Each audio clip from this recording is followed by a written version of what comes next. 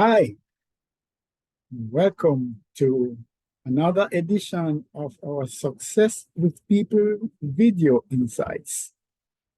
I am Trevor E.S. Smith, and I'm with the Success with People Academy, and I will be your host today. A frightful discourse. We want to look at the issue of navigating office politics. Oh, well, this is the political season, so why not look at it in the context of the office? But we want to look at it with discernment. So, again, we're looking at navigating office politics with discernment. So, question is, why?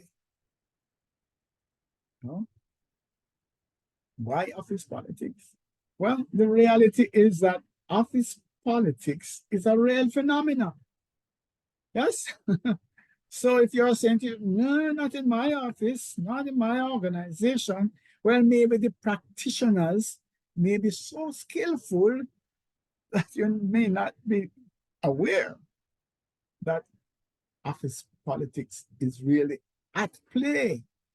But let's look at what it is that we're talking about. In a nutshell, office politics is really the informal dynamics, the team dynamics, the collegial dynamics, all of that power dynamics that's at play in the workplace. So really, it is how we navigate our relationships with others, how influence is managed. If we can get to the place where we understand how decisions are really made in the organization. Yes, so we have our nice org chart, and we have, all of these layers and policies and procedures. But what really takes place? How are decisions really made? That's where office politics comes in. And so it involves things, and it's not all bad. It involves things like building alliances with colleagues. Yes? So I'm heading a department, you're heading a department, and together we join forces to make things happen. Okay? So others might say that we are joining force because we don't want this third party who is leading another department to get the next promotion. Hey, we don't have to go there. We're just saying we're building alliances for the benefit of the organization. And then also, who has power? Yes, in the organization, we need to get things done.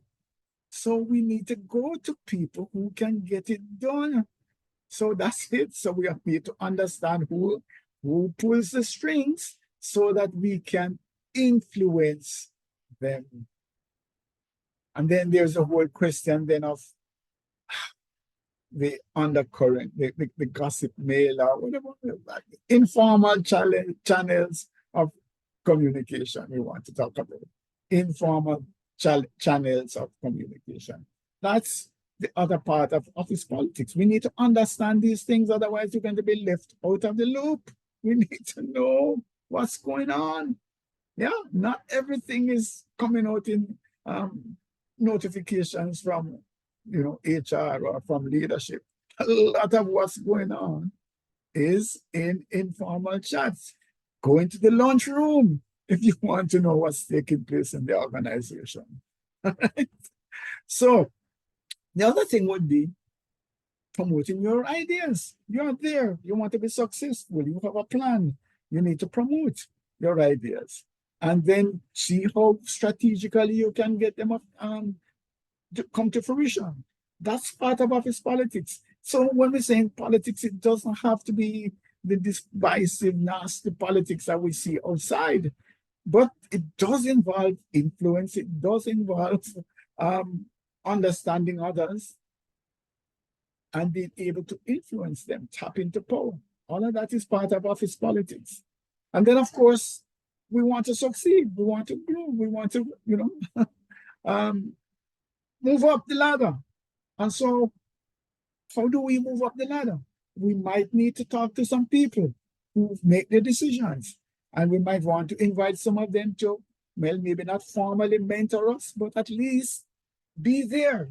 If you are in the decision-making group, I want you to know, say, hey, Trevor is a good guy. Trevor is a good guy. I need to have somebody who speaks up for me. That's part of office politics. It's not all dirty. But if you want to keep out of it, you might be doing yourself a disservice. So why does it matter? Let me share something with you. This is a study that was published in the Journal of Business Ethics, and it found a positive correlation between emotional intelligence and navigating office politics effectively. What this is saying is that part of your emotional intelligence is going to impact how you navigate office politics. Yeah.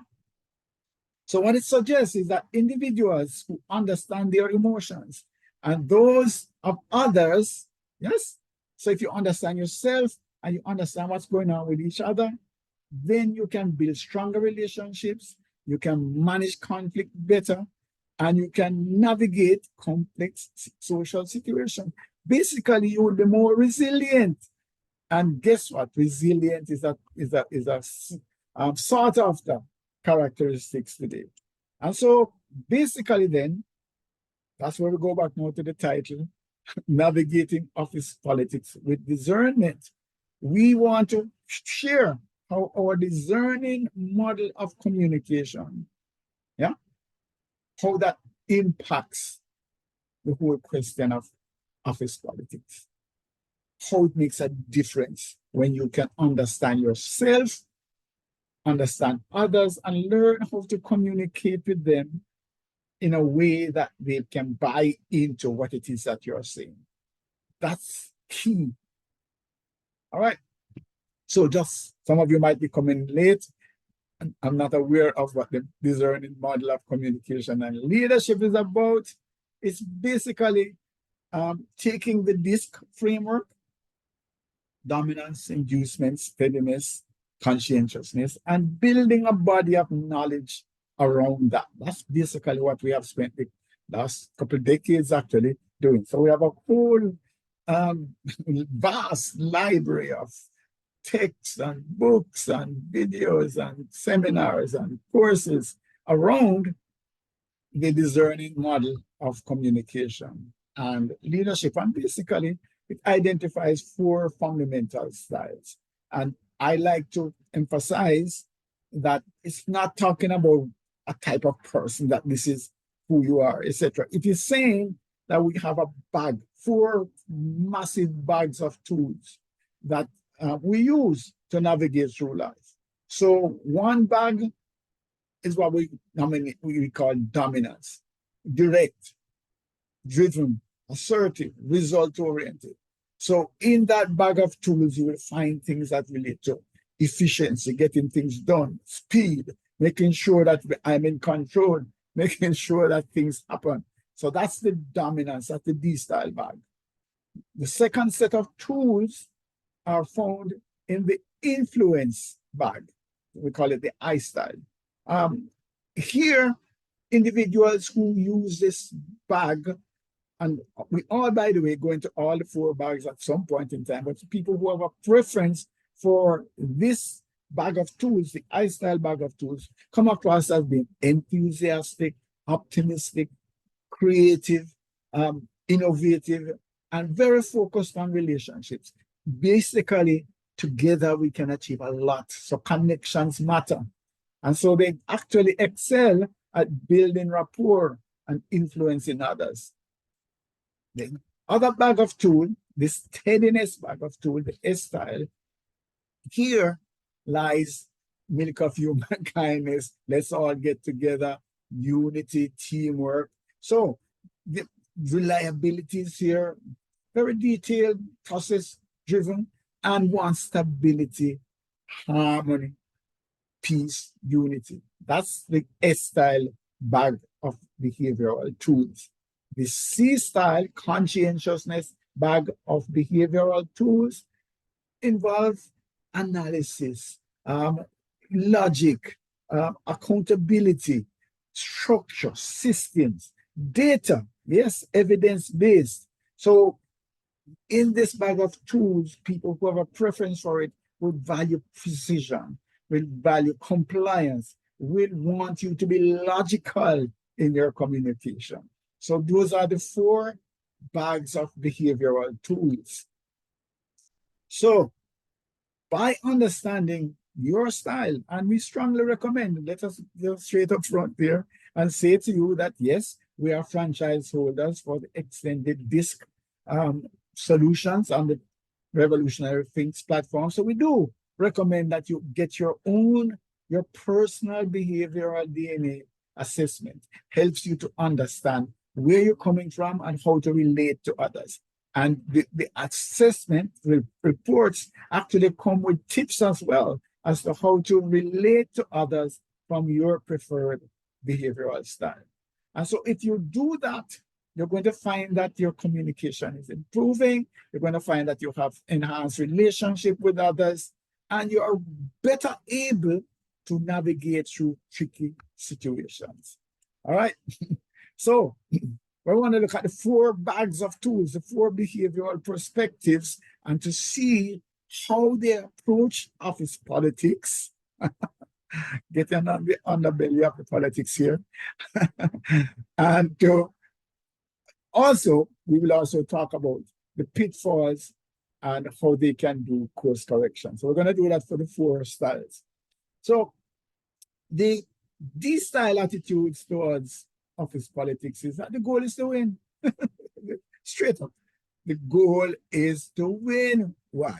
Because winners get to call the shots. Winners control the resources. Winners shape the values, the vision, and the objectives. So why would I not want to win? It's simple. So losers get to follow, winners get to lead. So that's a basic fundamental principle there. And don't want to go off now to say win at all costs. I haven't said that. I'm only saying that winning is the goal. Because when you win, you get to call the shots.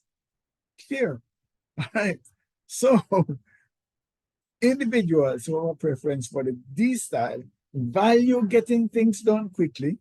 And so yeah, they may be impatient with colleagues who they consider to be slowing down the process. So that's basically what is happening. A lot of the fuss comes about the discussion about how they speak to people and how they approach things and how assertive, when people don't call it assertive, they call it domineering and so on. So all of that is part of the mix that goes into this style and office politics. Yeah. All right. So when I look at the pitfalls, then what are some of the challenges that an approach, someone who has a preference for the D style could introduce into the office politics? One is that they can come across as domineering, as I just mentioned, or as aggressive. And that might alienate colleagues who prefer to be more, collaborative. Like the S style would want people to speak to them in a different tone than the D style might want to. Yeah. And also, they want bottom line things. They're not very focused on a lot of details or wanting to hear all the perspectives. The D style has a sense that their gut is good and their experience is good. So they want to back themselves to make the right calls. Whereas others want to go over it and a third time and a fourth time. And they are saying, hey, this is a waste of time. I need to move on. So that's part of the dynamic that comes when someone is using the D style in the work environment. So what are some course corrections for our D style users so that there can be greater harmony in the team? Mindful of the tone. I know you want to be assertive because that's part of the winning formula. Yes, the dog that barks loud and growls, etc., is more likely to command respect than one who doesn't. And so you present your ideas, go ahead, but try not to be as to be overly assertive. Don't, you know, try to tone it down a little bit. Okay. All right. The other thing would be value others. Yes? Value others. Acknowledge their contributions. Let people know that you value what it is that they're bringing to the table. So when they're speaking, listen, and even ask questions about it. Don't, you know, be ready to shut them down. One of the things that it said is that the D-style individual, when others are speaking, it is that they are just preparing to say what it is that they are going to say, you know. So instead of really listening, they are preparing their next statement. That's not healthy. Listen, man. Listen with empathy. All right. And the other thing would be to be open to feedback. Welcome. Have people feel comfortable to come and say, Trevor, you're going in the wrong direction. Trevor, no, this is not right. And don't bother push them off. Listen, right? So have people be willing to come and talk to you about their viewpoints, why they think that you might be off track, etc. That would help the team dynamics. Make sure that the office politics is not as divisive as it appears on the surface. All right. So the other thing now we want to look at is the I style. People who have a preference for that bag of tool that we call influence. Jung actually call it inducement. All right. So what is the I style approach? Attitude towards office politics? Man, the secret is in connections. That's it. Connect. Why? Because with the right connections, it's amazing what we can achieve. Just think about it. Yeah. If you have the right team, you have the right connection, you can call the right person and get it. It's going to happen. And so the I style understands the value. Please, we're not going to be cynical to say that you're just developing the relationships and making the connections in order to, you know, self-aggrandize. We're not saying. And I'm just saying to you is that they understand the benefits. What you're saying actually, there's actually a benefit just in making those connections. You know, it's interesting, it's intriguing to go about, you know, connecting with people and enjoying new experiences. That alone is worth it. But there's value then because you can tap into those connections. People can tap into you, and together amazing things can happen.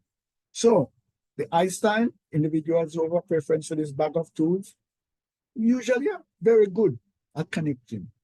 You meet them for the very first time, and it's as if you have been friends for a long time. Yes.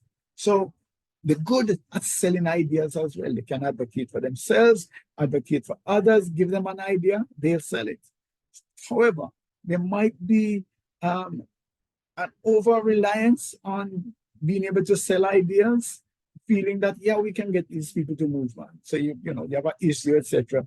And the feeling is that you can go and talk them out of the problem.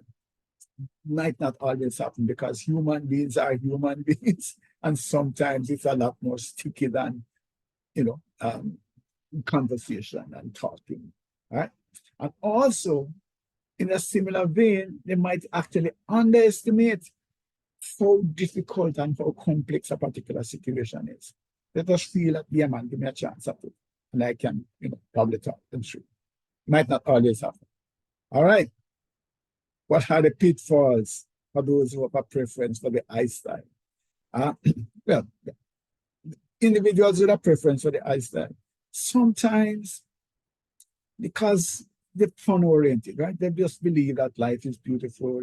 And we must show it, you know, with a smile on the face, a little humor here, etc. It's just part of that toolkit. And so sometimes it might appear, let us give you a specific example, is that you might be calling for a reprimand, a disciplinary hearing, and the I style individual will go in and, you know, say things that are regarded maybe as being flippant in the context, but they just want to, why are we so serious? You know, I can listen to you, you know, I can give a joke and still hear what you're saying. but it might come across that the gravity of certain situations is being missed. And this might actually, and you hear it many times, this might actually cause leadership personnel to say, hey, Trevor is not a serious person. We can't give him this promotion because he's not serious. He's always joking. And that actually does negatively impact the career advancements of some individuals. I led a workshop, this is a long time now, where the CEO said I would never knowingly employ somebody who has a preference for the I style. Crazy, crazy. Whereas in some of the most competitive countries, that's the behavior that they're looking for. That's where your iPhone comes from. That's where a lot of this creativity and innovation, that's where it's coming from. So we need to lighten up. All right, but if you're an iStyle user, you have a preference for the iStyle, here are some things that I'm suggesting to you in terms of your course correction, because what we're looking at here, we're looking at your growth, we're looking at making sure that the team dynamics function a little better. Deliver, okay? I know part of the challenge that you have is a multiplicity of goals. In other words, you like variety. So you want to deal with different things. You don't want to be bugged with one thing. However, deliver on the things that your boss or your leaders want, right? I hear you that innovation is key, diversity and variety is key, but make sure that you deliver on what is important to your boss and let them know. Let them know. Keep on, sell the idea that yes, you are delivering. Make sure that people know that amidst all of the things that they might think about you, you're delivering. Don't watch my joking. Don't watch my whatever it is. Watch my performance. That's the message that you need to do. All right. And so, having said that, though, sometimes you need to tone down the phone. You know, yeah, there are certain circumstances. Maybe just kind of keep it down a little bit. And that's not the suggestion. I think you know what I'm saying. But I also know at the same time, I want you to channel your creativity. Right now, innovation is in high demand. Push that, continue to be creative, continue to be innovative, right? But when you're doing it, show the practical application of it. Yeah, show how this can impact the bottom line. Show how this can actually increase revenue or make things better. That's where we want to go. So those are your instincts. Double down, double down. All right. Moving along. S-style. What is S-style approach? So steadiness, right? Remember, very people-oriented, inward-looking, reserved. That's the S-style. Milk of human kindness flowing through his veins. And the S-style approach to office politics is this. Why does politics have to be so divisive? Man, listen, we might not agree on everything, but at least let us respect each other's views. Yeah? Well, we can work towards consensus. What's the big rush? And by the way, when you tell Trevor that his idea is worthless, what does that say about him? Is he less intelligent, less valuable? So you have to be careful then about our communication. So when we shut down others and throw out their ideas, we're sending a message to them, you know. We're sending a message to them. And this whole thing about, okay, let's quit, let us put it to the vote. So when you vote me out, what about me? What about me? Yes? No, man, let us spend the time and work through things. See if we can come to a consensus. Because if you value Trevor as a member of the team, you should value his input. Why is he objecting? Is he just objecting for objecting's sake? No. He genuinely has an idea. He thinks that this is flawed. He thinks that we can improve the decision. So listen and let us spend a little bit more time. What's the rush? What's the rush? So we need to reflect on the fact that we are supposed to be a part of the same thing, working towards the same goals. So when we denigrate Trevor now and say, boy, listen to me, you know, you come back with that again, Trevor, foolishness, man. Or if we just ignore him, he's putting up his hand and we're not even paying him the mind. It's going to impact unity because Trevor is going to feel, I'm not a part of this. Yeah. So when we make the decision, I wasn't a part of it. I thought that this was wrong, so I'm going to drag my feet. So, big question in office politics style would ask is, can we all just get along? Can we just listen a little bit more? Can we go after consensus a little bit more? And then pitfalls then. All the styles have pitfalls. Not better, not worse, just different. So that's a little mantra that we use in discerning communication model. Not better, not worse, just different. All of the styles have downsides. All of the styles have upsides. All right. So the individuals have a preference for a style. I tell you, can be a little politically naive. I don't want to put any negative, but just understand where I'm going. So they kind of accept things, they're not as suspicious, they're not pushy, and they probably want to go along with the tide. But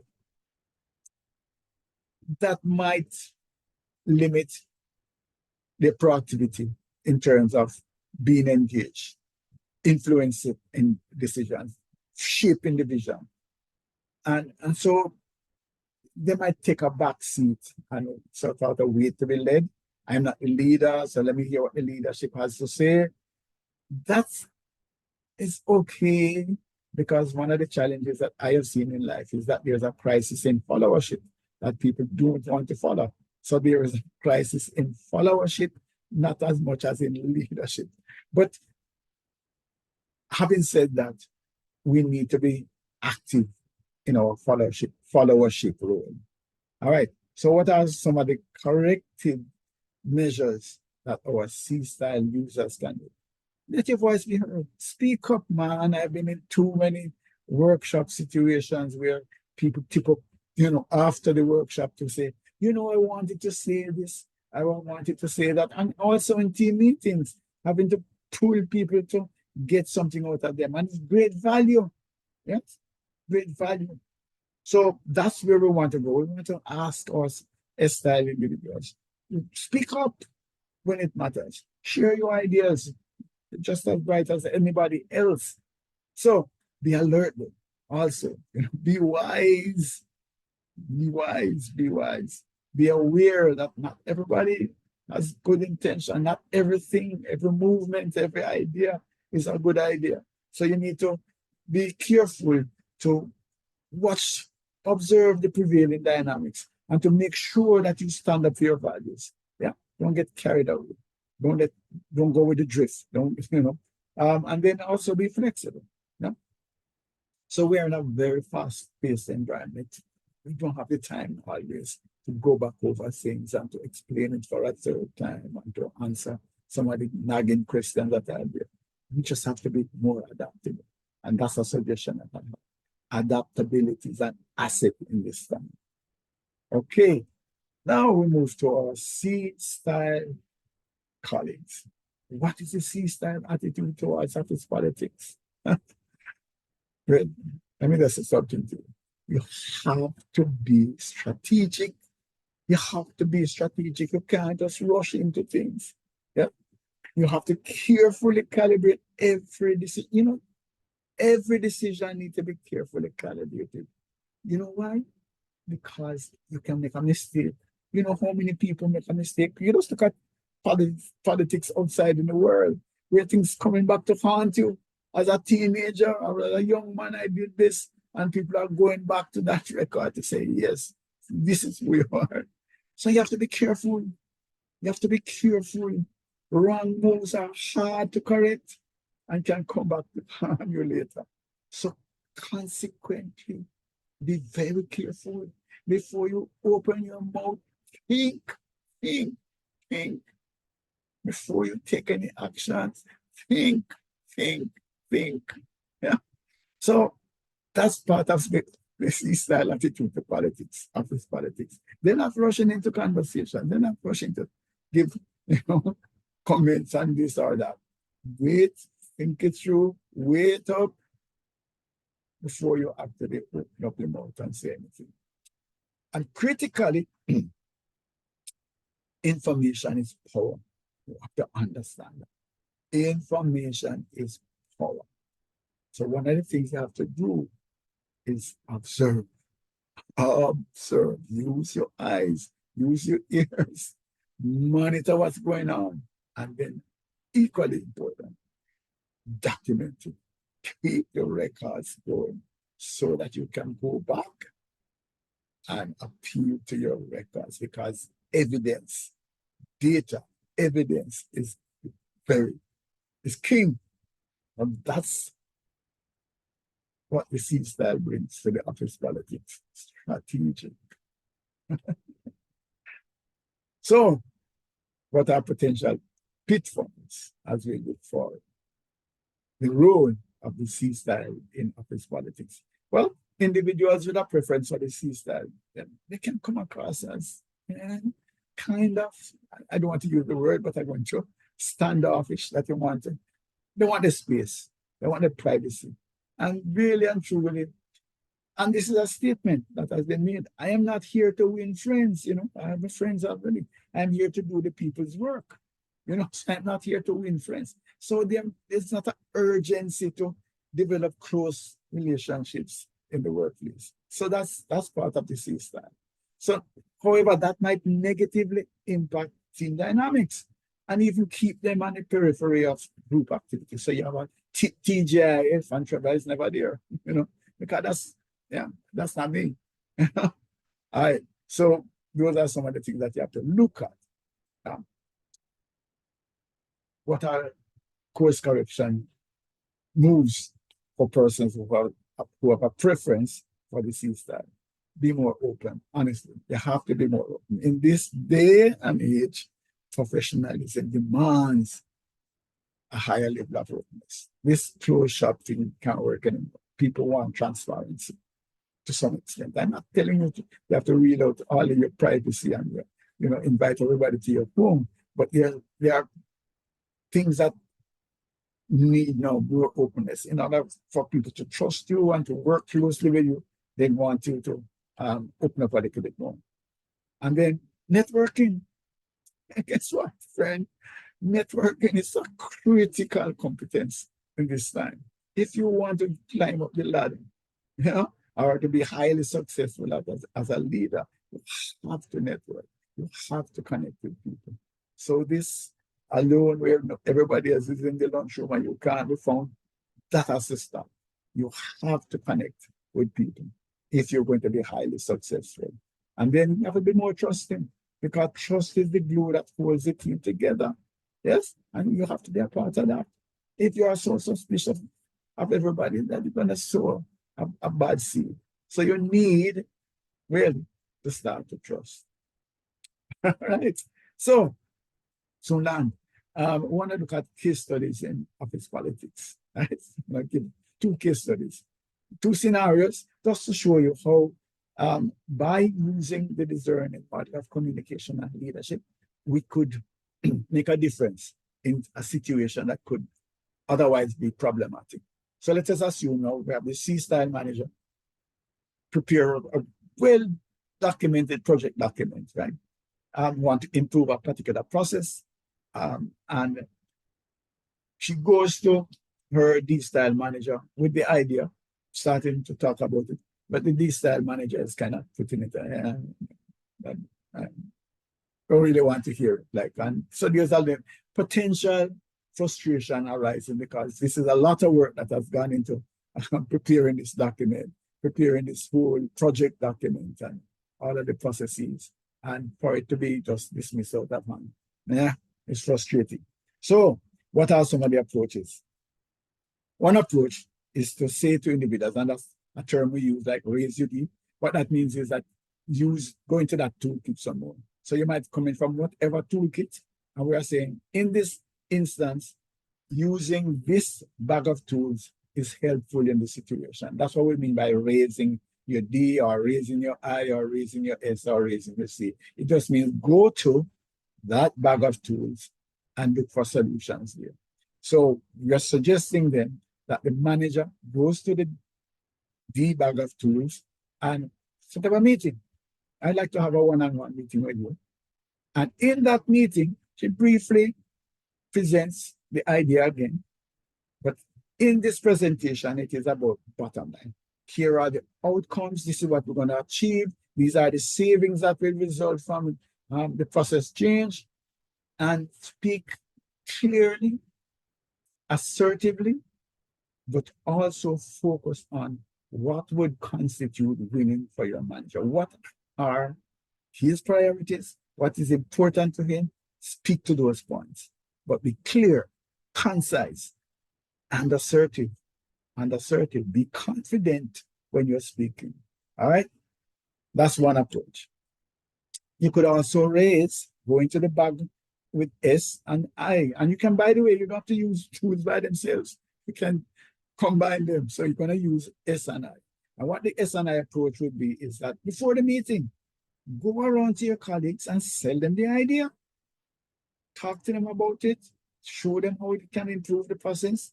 And especially those who work closely with your manager who might know it, find out what would constitute a solution. How do I best communicate with this individual? And so once you get their feedback, then you can actually prepare and also get their permission. Ask them, is it okay for me to say that I have discussed it with my colleagues and they are on board? That would help.